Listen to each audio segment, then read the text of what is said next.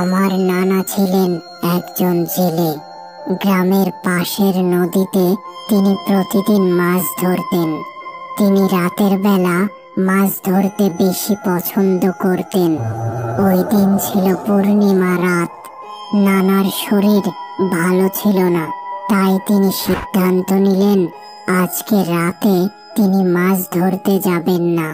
তবে তার ইচ্ছা হলো রাতে গ্রামের বাজারে যেয়ে বন্ধুদের সাথে কিছুটা আড্ডা দিয়ে আসি।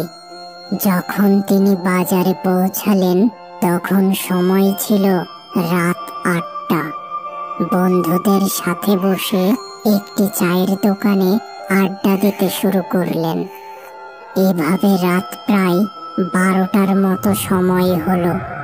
এমন সময় কিছু জেলে নদী থেকে ইলিশ মাছ ধরে নিয়ে বাজারে আসলো। চল ইলিশ মাছ দেখে আসি, ভালো মাছ হলে একটা কেনা যাবে। কিরে, তুই জানিস না আমাদের বাড়ি যাওয়ার রাস্তাটা ভালো না? এত রাতে ইলিশ মাছ নিয়ে গেলে বিপদ হতে পারে। এই কথা বলেই তার বন্ধুরা বাড়ির দিকে রওনা দিল। নানা কিন্তু তাদের অনুসরণ করলেন না। তিনি সোজা মাছ বাজারের দিকে গেলেন। সেখান থেকে বিশাল বড় দুটি ইলিশ মাছ কিনলেন। এবার নানা ভাবলেন আসলেই তো তার বাড়ি ফেরার রাস্তাটি ভালো নয়। নানা প্রকার ভূতের উপদ্রব সেখানে। এবার তিনি কিছু সিগারেট কিনলেন। তিনি কিন্তু সিগারেট খান না, শুধুমাত্র হাতে একটি আগুন থাকবে এই ভেবে তিনি সিগারেট কিনলেন। এবার তিনি তার বাড়ির দিকে রওনা দিলেন। রাস্তার দুই পাশে ছিল ধান ক্ষেত। কিছু সময় পর নানা পৌঁছে গেলেন রাস্তার পাশের একটি মসজিদের কাছে। এবার তিনি সিগারেটে আগুন দিলেন, কারণ এই মসজিদের পরেই আছে বেশ কিছু তাল গাছ। গ্রামের মানুষ বিশ্বাস করে এখানে ভূত বা পিশাচ বসবাস করে। এবার আবার ইলিশ মাছ নিয়ে হাঁটা শুরু করলেন নানা। মসজিদ পার হতেই তার মনে হলো কে যেন তার পিছু হেঁটে আসছে। তিনি দ্রুত পিছনে ফিরলেন, কিন্তু কাউকে দেখতে পেলেন না।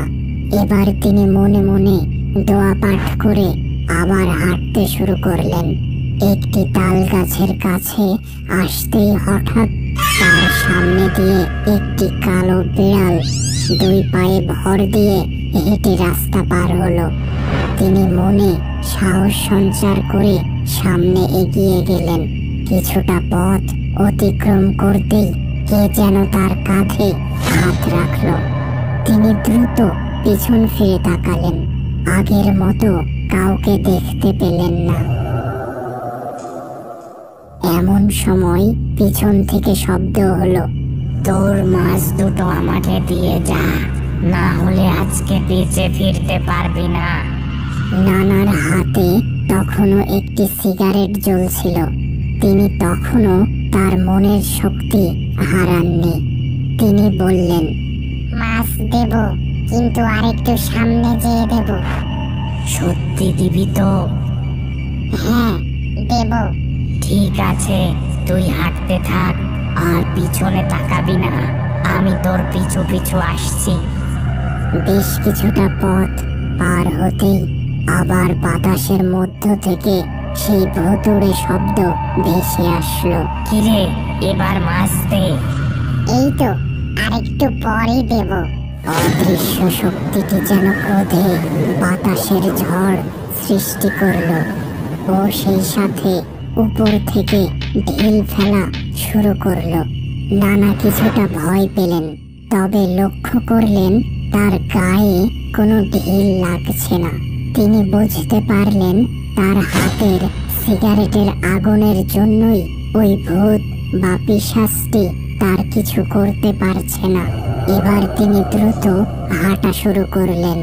কিছু সময় পর হঠাৎ তার সামনে একটি কালো অবয়ব পথ আটকে দাঁড়ালো।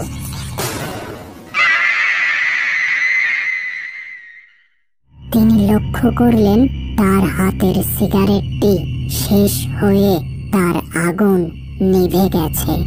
ভীষণ ভয়ে নানা এক চিৎকার দিয়ে তার বাড়ির দিকে দৌড় শুরু করলেন।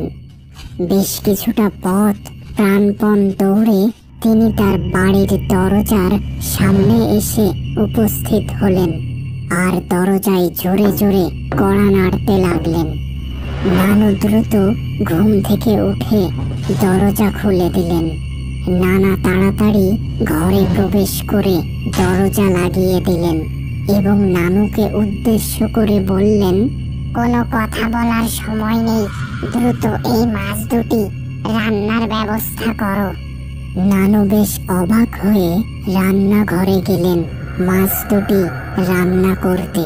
কিছু সময়ের মধ্যেই মাছ রান্না শেষ হলো আর তার ঘ্রাণ ছড়িয়ে পড়ল সারা বাড়ি। এমন সময় ঘরের দরজায় বাহির থেকে কড়া নাড়ার শব্দ শোনা গেল।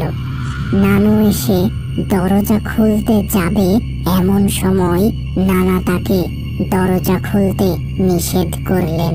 তিনি দরজার কাছে যেয়ে কান পেতে শুনলেন, আমাকে মাছ দে, না হলে কিন্তু তোকে বাঁচতে দেব না। নানা এবার একটি লোহার রড রান্নার চুলায় গরম করলেন এবং তাতে ইলিশ মাছের এক টুকরা বিধিয়ে অল্প দরজা খুলে বাহিরে ধরলেন। তৎক্ষণাৎ বাহির থেকে কে যেন ওই রডটি টেনে নিল আর সেই সাথে এক গগনভেদী চিৎকার। এরপরেই সেই অদৃশ্য কণ্ঠে শোনা গেল, তুই এই কাজটি ভালো করিসনি, এর শাস্তি তোকে পেতেই হবে। ওই রাতে নানাদের সাথে আর কোনো প্রকার অস্বাভাবিক কিছু ঘটেনি।